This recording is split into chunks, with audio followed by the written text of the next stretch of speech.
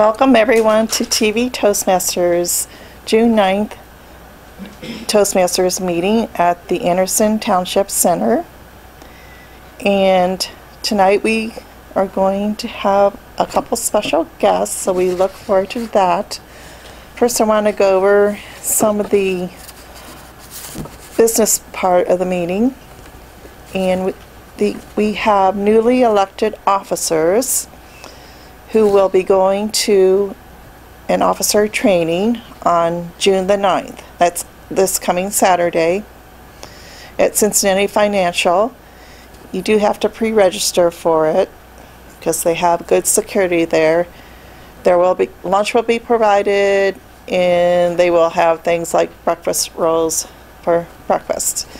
If you cannot make this training, there will be makeups. Okay, and I will go ahead and read the new officers. Some people might not be aware of who the new officers are. For president, we have Sean Gallagher. For VP of Education, Veronica Sanford. She's here. We can clap for her. Okay. For VP of Membership and VP of Public Relations, Dave Delahanty. Here. And for Secretary and Treasurer, Carol Cormalik. She is usually here, but she's in Florida. And our Sergeant at Arms will also be Sean Gallagher. Okay, without further ado, I'll introduce our Toastmaster for this evening, which is Veronica Sanford. Thank you, Madam President. I love saying that. We have an exciting meeting today. As Janet had mentioned, we have two guests, Heidi Bright and Gay Papura. Heidi will be the first speaker, but before we get to that, I would like to introduce our word of the day, Counter grammarian Suzanne Whitlock. Please welcome Suzanne Whitlock. Thank you, Madam Toastmaster. Fellow Toastmasters and guests, it is very auspicious that I'm the one doing this today, and if you may have guessed, that's our word of the day is auspicious. I always like it when I have words that are auspicious. Auspicious is to conducive to success or favorable. The synonyms could be, let me put on my glasses here, favorable, promising, rosy, good, encouraging. And you could say, they said it was an auspicious moon, it was rising. So I will be counting the ahs and ohs and the auspicious words. Thank you. Thank you, Madam Grammarian. Today is an auspicious day. We live in America. Most of us have food on the table and a safe place to live. We're living in a peaceful environment where bombs are not following, and we have no major pandemics, and thank you for that. I will now introduce the person who's going to be doing table topics, which happens to be myself today. 4 of our most auspicious members are out today, so we're playing a couple of multiple roles. So the first question that I have for you, and I'm going to seek a volunteer. Where our tax dollars go? Where do our tax dollars go? This could be federal, state, or city. What one agency are you most grateful that is paid for by our tax dollars? Seeking a volunteer, and if I can't find one, I will call on you. So you have to raise your hand, and then I will call on you. Suzanne.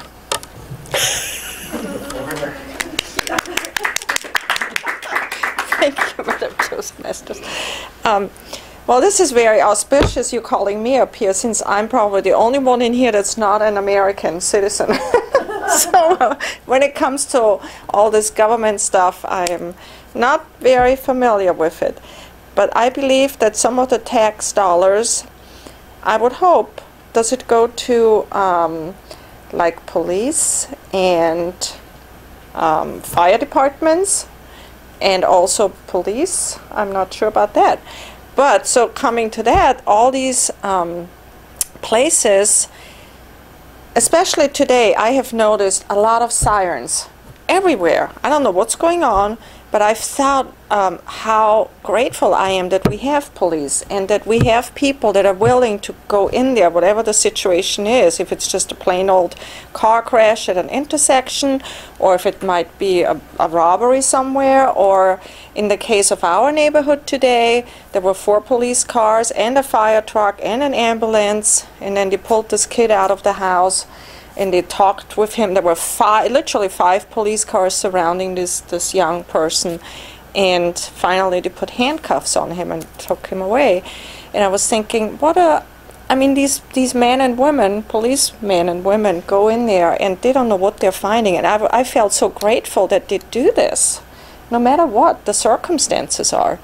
And then also with the fire trucks, we live now in a new neighborhood, and we hear fire trucks going by, and we hear the ambulances going by, and so I'm always sending out good thoughts to them, but at the same time I'm always wondering where they are going and what do they have to encounter, and I'm so grateful. I do not have a timer thing, so I'm not sure how long I have talked, but I am very grateful that our tax dollars, I do pay taxes even though I'm not an American citizen. So I'm grateful that they're going to places like that where they help the whole community. Right? Thank you. Very good job. Very good job. Thank you. Okay, let's go into our library system. Who among you would like to speak about the splendors and wonders of our library system? Heidi Bright. Please speak about the wonders of our library system. Thank you. I love libraries. I love libraries.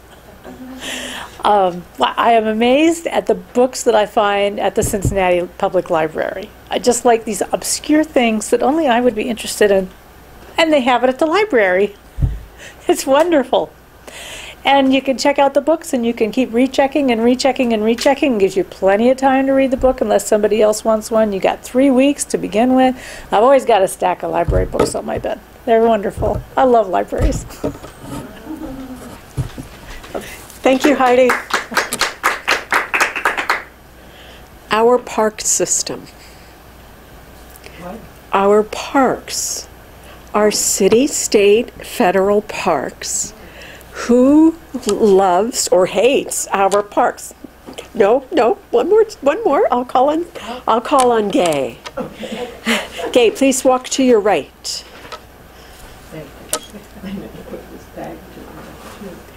Please discuss our federal, state, or even our city park system. Thank you, Madam Toastmaster.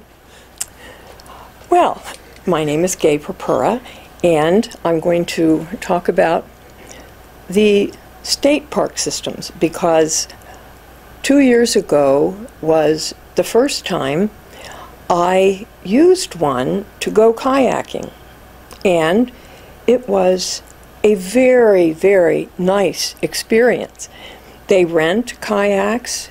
We had our own kayaks, so we put in some place that was out of the way, and it was so beautiful.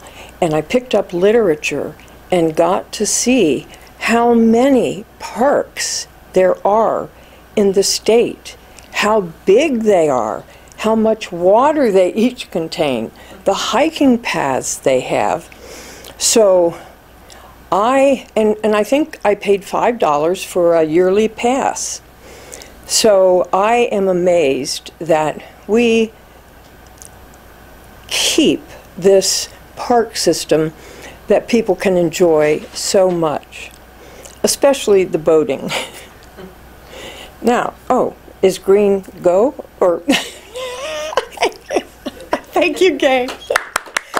Green means that you have reached the minimum time that you could speak. You could have spoken for another minute, but it seemed like you came to a natural pause. Today we have guests, and I should have introduced the timer to you, but I did not. So for our next question and our final question, I will be calling on Alexander, and the question is, Anderson Television Studio, Anderson Community Center, what has been being involved with videotaping our TV shows, and also the relationship with Shane and how that has benefited you. So please welcome Alexander Whitlock.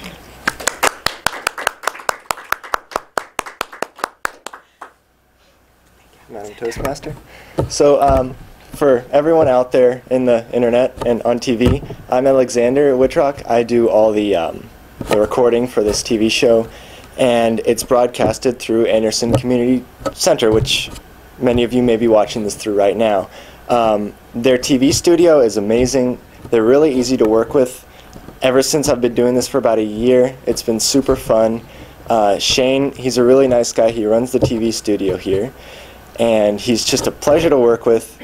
Anyone can utilize this TV studio. It's such a great asset to anyone in the community that wants to get their word out there for anything they're doing. I know there's a lot of talk show or interview shows, cooking shows. You don't have to film here, but you're allowed to utilize all of their equipment, which is great because a lot of people can't afford their own editing suites and that type of stuff, and it's all provided to you here. And then Anderson Community Center in general, they do a lot of great activities. I know they have a ton of concerts here during the summer. It's very great. I've gone to a couple of them. I believe they also broadcast those on the TV channel as well. A lot of activities such as plays and dramas and other events are held here. Some of them are private, some are public. All around, I would say, if you haven't been to this community center yet, please check it out. It's awesome. Thank you so much, Alexander. Good job. Now, I will say that Alexander is too young to be a member here yet. He's less than 18 years old. And I will say he's been such a very dedicated, responsible young man. I hate to call him a young man, actually. And there it is. So thank you all for table topics. I really appreciate your time and questions. We will now go into the speaking part of the agenda, and I would like to introduce Heidi Bright. The title of her speech is Creative Conditions for Thriving. I believe it will be a most auspicious speech. Thank you, Veronica.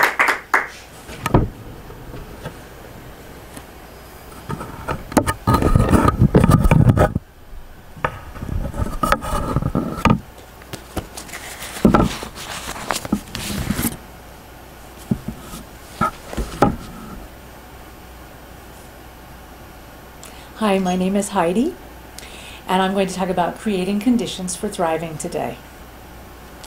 For me, it all started in 2009. I got the terrifying message there was no cure for this uterine cancer I had. I was in shock. I didn't even know what to ask. It was already end stage with the most aggressive cells. What do you do? Does that sound familiar to anybody? Sitting in the doctor's office and you hear the word cancer or some other debilitating disease? If that doesn't sound like a death sentence, I don't know what does. Then it hit me. I'm a mother. What's going to happen to my kids? I had an 11-year-old at home. That's when I knew I had to do everything I could to survive. Everything the doctor suggested, and much, much more. So I began my journey through 2 years of chemotherapy infusions and 3 major surgeries. But the cancer was relentless. It kept coming back. After my 3rd major surgery, guess what news I got? Get your affairs in order. Like my life was over. So why am I still here? What happened? What was different about what I did? That was in 2011. What I did was I worked on my attitudes, my behaviors, and made major life choices. This brought healing to my heart and my mind, and my body followed. I have been free of evidence of cancer and free of cancer treatment for 7 years now.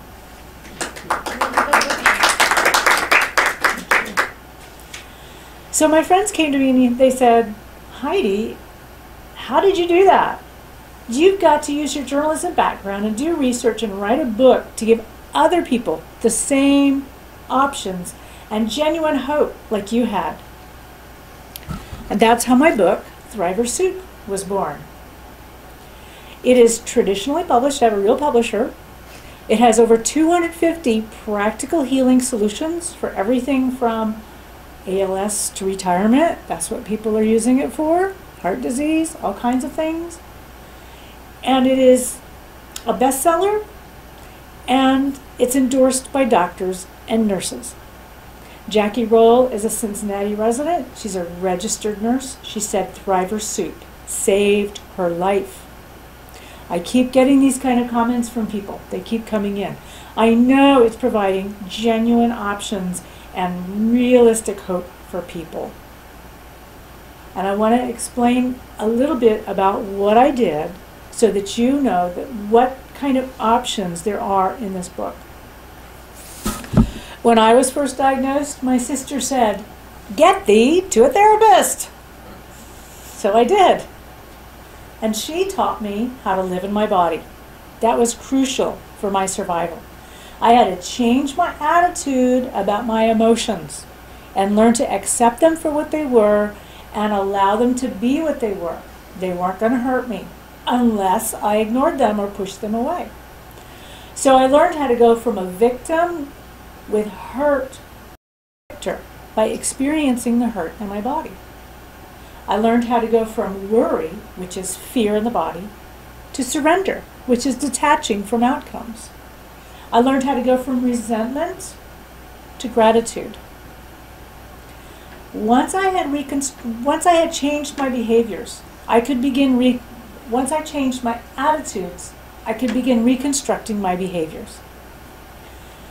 The first reconstruction I did was my diet. I was already on a great diet. But I learned how to make it even better. I went from a very high nutritional status to about as high a nutritional status as you can get. And I dropped my inflammation levels down extremely low. I have an entire section in my book about how to do that.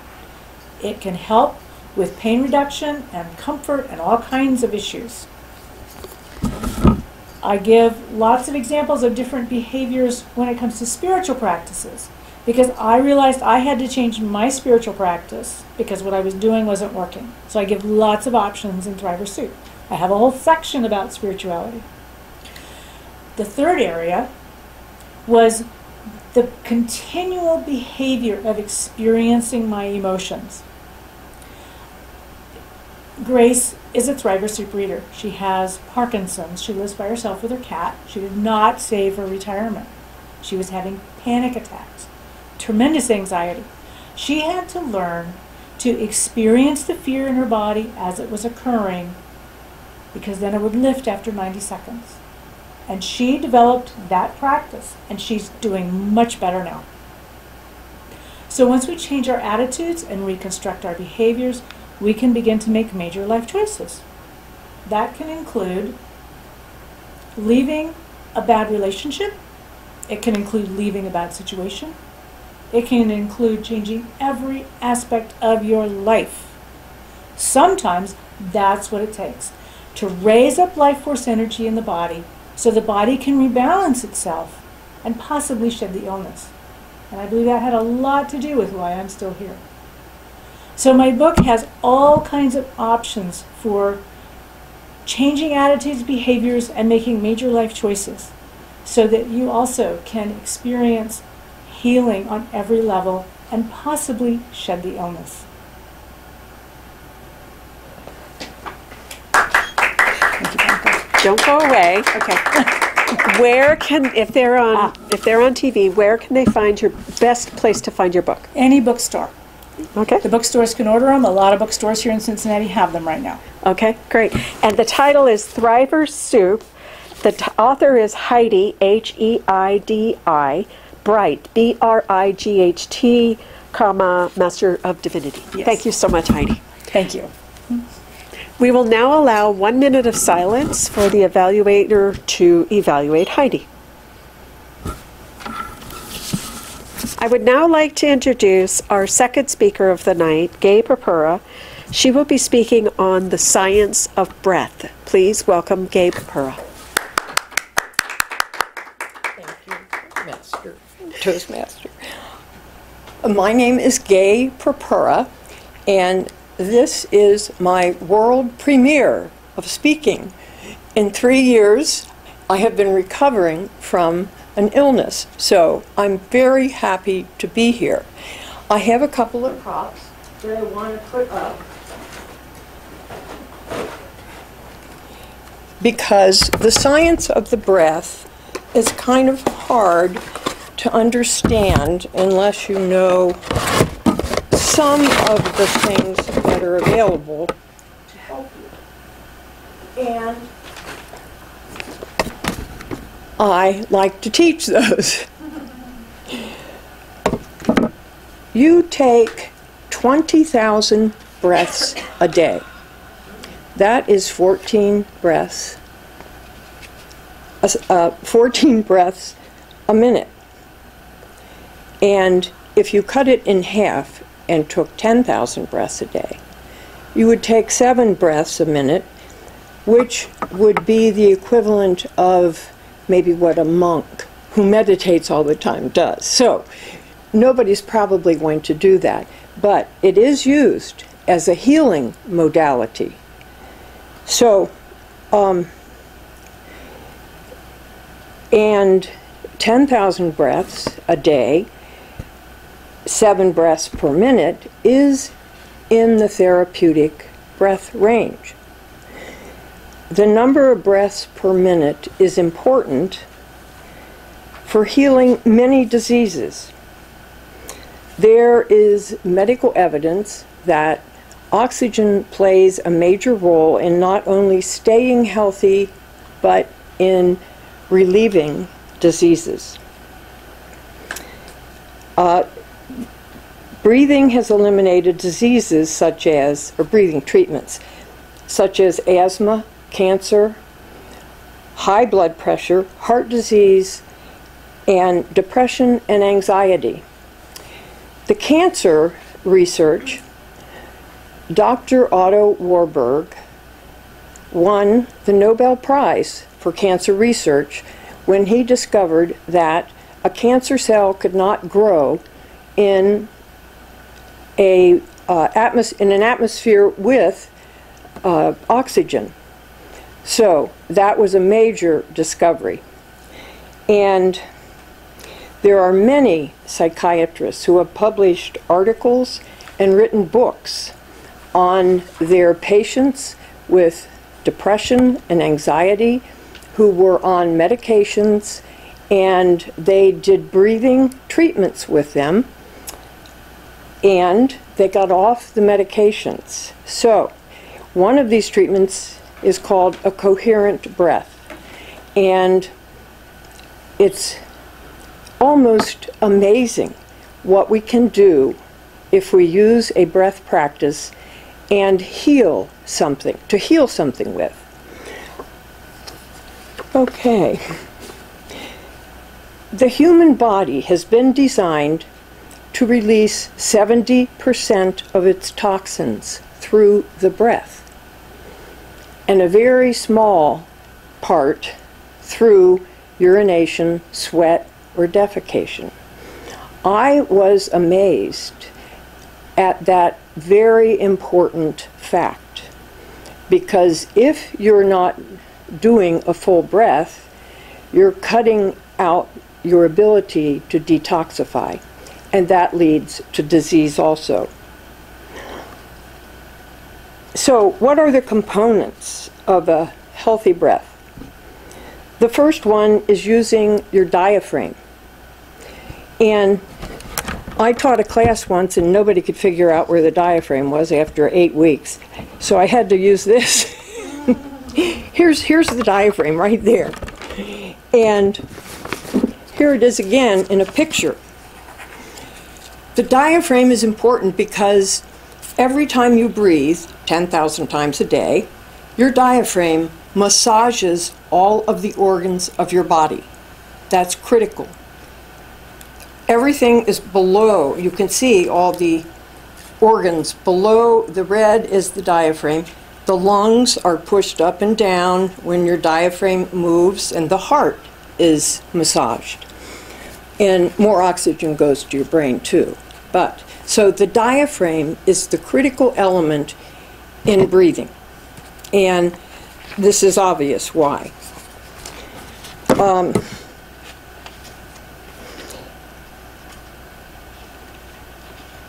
If you're not using the diaphragm, you're wasting 20,000 opportunities a day to massage your organs, which leads to a lot of detoxification and recovery from illness. So, oxygen is the key to health.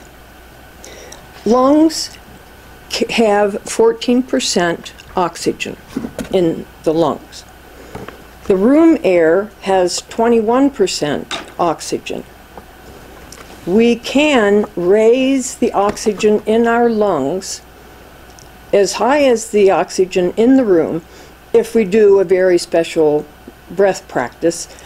And that can be a very big healing experience. If we just want to raise the oxygen in our alveolar, we can breathe more deeply and more slowly. So, doing the diaphragmatic breath all the way into the belly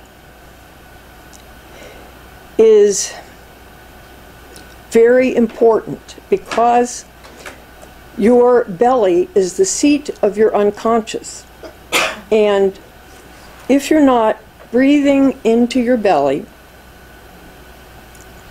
you are repressing feelings, pain, and trauma. And they do not go away. So, the next part of the breath is to fill up all the way up to your lungs, and then release the breath without a pause. And the autonomic nervous system is very much affected by the number of breaths you take and the depth of your breath. Restricted breath patterns cause disease, depression, and anxiety because they keep pain and unconscious trauma stored in the body. This is a little biofeedback machine that you can put on, and it will tell you how many breaths you're taking a minute. So, pretty scientific. And let's see, what else do I want to say? Oh, I want to ask you all to put your hands on your belly to see if you're actually breathing into your belly with your diaphragm. So take a breath and be aware. Is your diaphragm moving? Is your belly moving out? You have to come and see me. Well, that is all I have to say. Thank you. Thank you so much, Kate. Now, before you leave, I have a question for you. Okay. Is it alveoli? Is the blood cells? No, it's a little sac in the lung. Okay, thank you so much. Now I know. It's one of these things. This guy had COPD, so. Well, thank you very much. But I still think it's the best way to show the diaphragm. I love it. Thank you so much. Thank you, Madam. I would now like to introduce our general evaluator who will begin the second section of our of our Toastmasters meeting. The general evaluator will introduce the other components, the other parts, members of her evaluation team. Please welcome back Janet Castellan.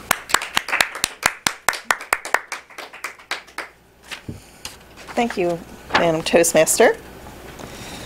Okay, evaluator, this is the evaluation portion of the meeting. And we will have a couple evaluators and also a grammarian report and timer report. Our first evaluator is going to be Heidi, but before she comes up here, let me explain. The first evaluator is going to be Suzanne. I just got these glasses, but okay. Anyway, before she comes up here, I'll explain the sandwich method of evaluation. We in Toastmasters have always heard about the sandwich type evaluation. That's when you have that's when you have say good things about the speaker to boost their confidence.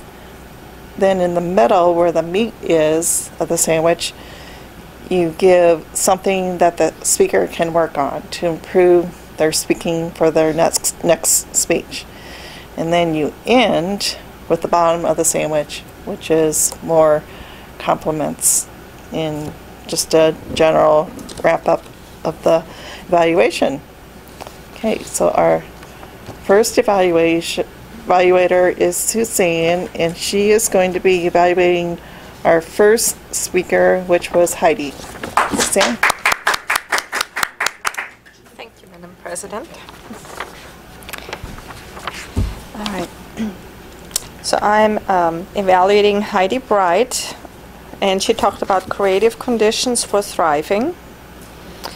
So you had some really great eye contact in the beginning, and then it got a little bit less throughout. I forgot the sandwich part. I'm going right into the meat, sorry. The pause, especially the first, when you came up here and you just stood here for a couple of seconds and you didn't say anything, I think that's great. I know that's a very big part of speeches when people do that. And then you had some great pauses throughout the whole speech as well. You took us right into the story. The only thing I think that I would do a little bit different is you talked a little bit about the emotional part, and how do you deal with this now? And you had a child that was only 11 years old, but I almost feel like you could do that more, like bring that out even more to really grab the audience by, wow, the stuff you have gone through, because you did go through, I'm sure, way more than what you were talking about up here. And I think it's important for people that have not experienced that to hear that. And to you it might sound, I've said this before and I don't want to whine or whatever. It's still, I think, it would be a good way of letting people know, wait, the stuff you went through, yeah, and even have more emotions about it. I think I don't know you really personally, but I don't know if you're just trying to hold back because you don't want to, bring all that out, but I'm sure there's way more in there, I like the different, you had some comparisons, like, attitude changes the behavior, and you used several words. I didn't write them down right away because we're like, oh, this is neat, but then, I forgot about them again. But there were several great comparisons you did that I really enjoyed. I also liked that you talked about another person that had some that read your book and how it helped her with her illness. And I know we have just such a short time to do this, and you cannot really bring everything out, but I like that when you bring out examples of people that you helped with it. That was very neat. And I liked that you had no notes at all. You just spoke all from memory. That's pretty cool. So overall, yeah, it was great, and I would love to hear more, you know, really. So thank you.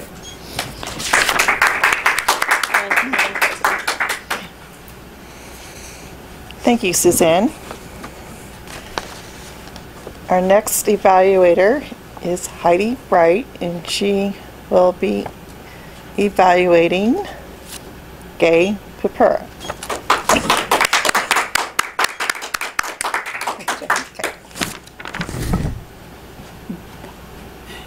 I want to know more. I just want to know a lot more. So you didn't have enough time to go into it, but it was great.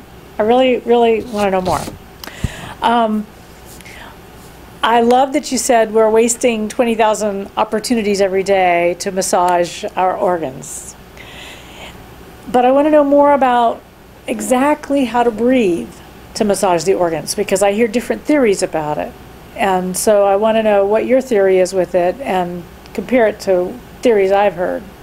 So I was, and if you could, you know, like actually demonstrate, you know, like when I breathe in, my belly goes out. Or when I breathe in, my belly goes in and my back goes out. Whatever it is. That would be lovely to know.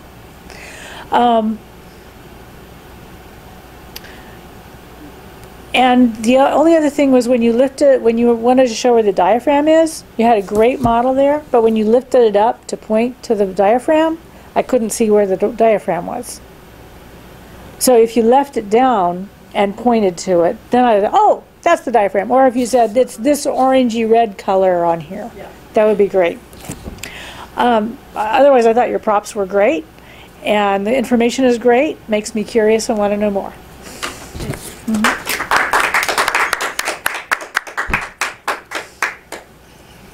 And her humor.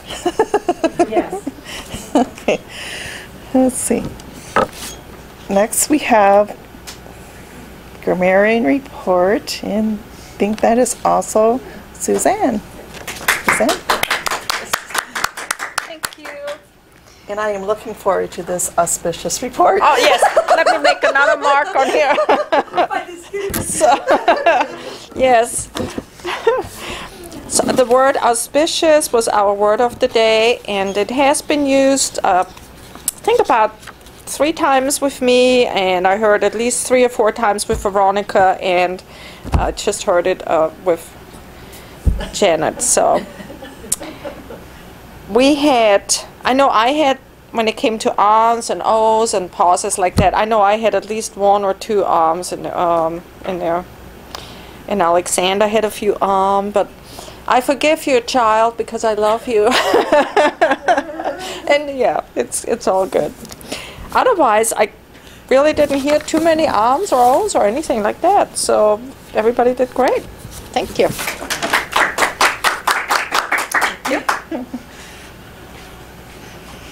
I didn't want to ask if anybody knows if the cameraman cuts out all of my ahs.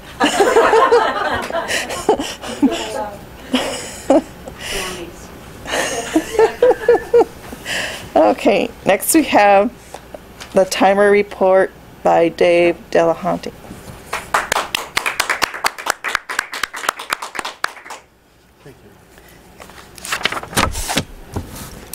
Well, here are the times for the table topics, and Suzanne was 2 minutes and 5 seconds.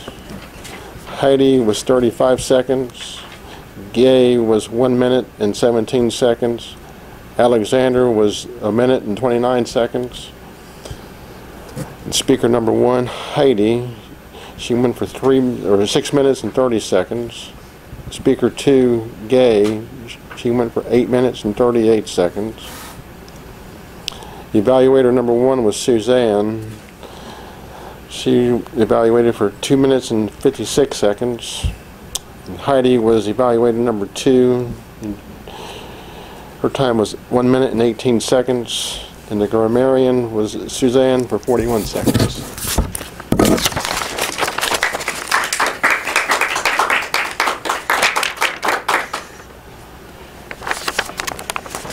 Okay, and I am the general evaluator. You want me to? Yes. Okay, as general evaluator, I did leave some of my notes.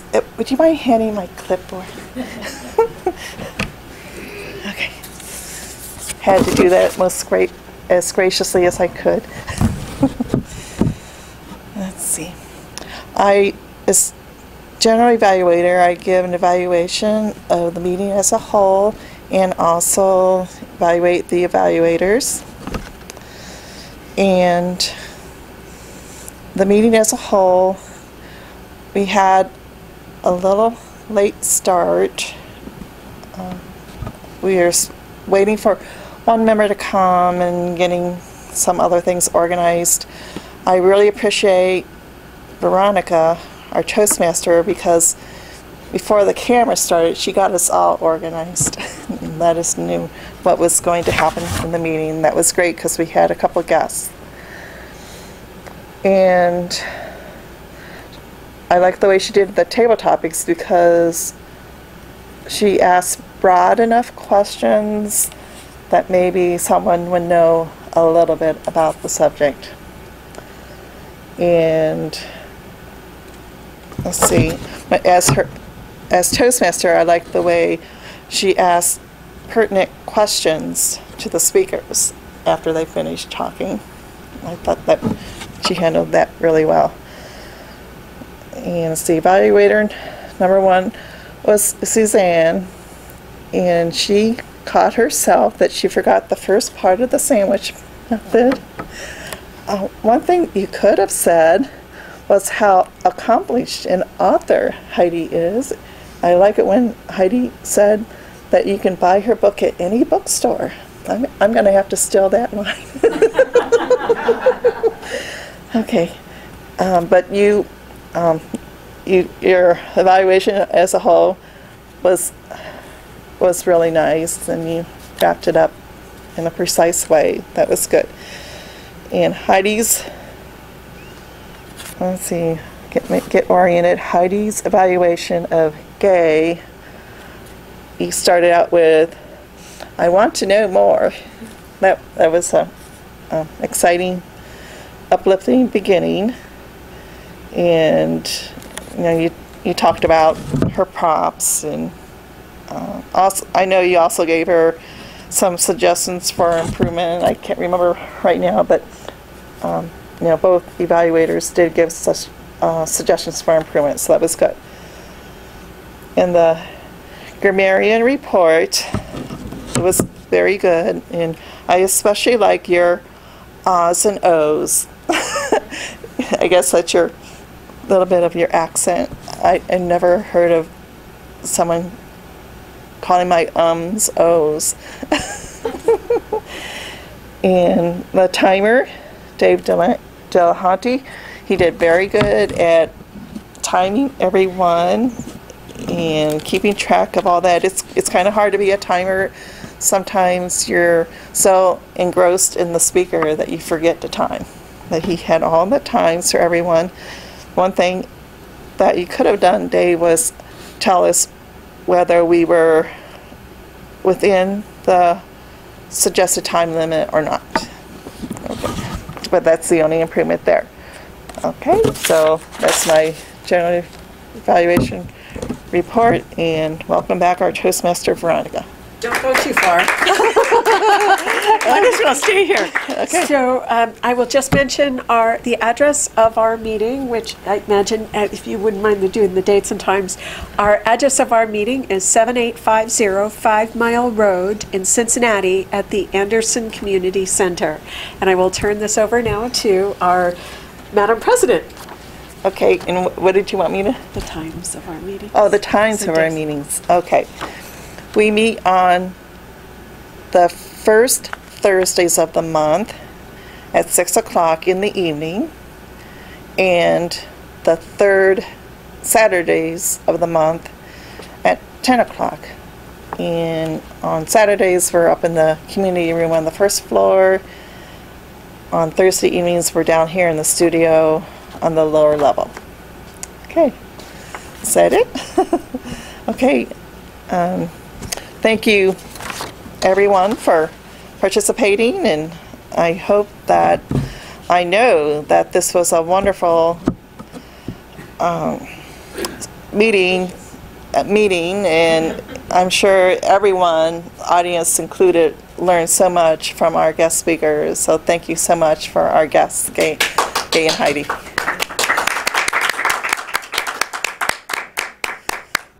And I guess that's a wrap. Okay.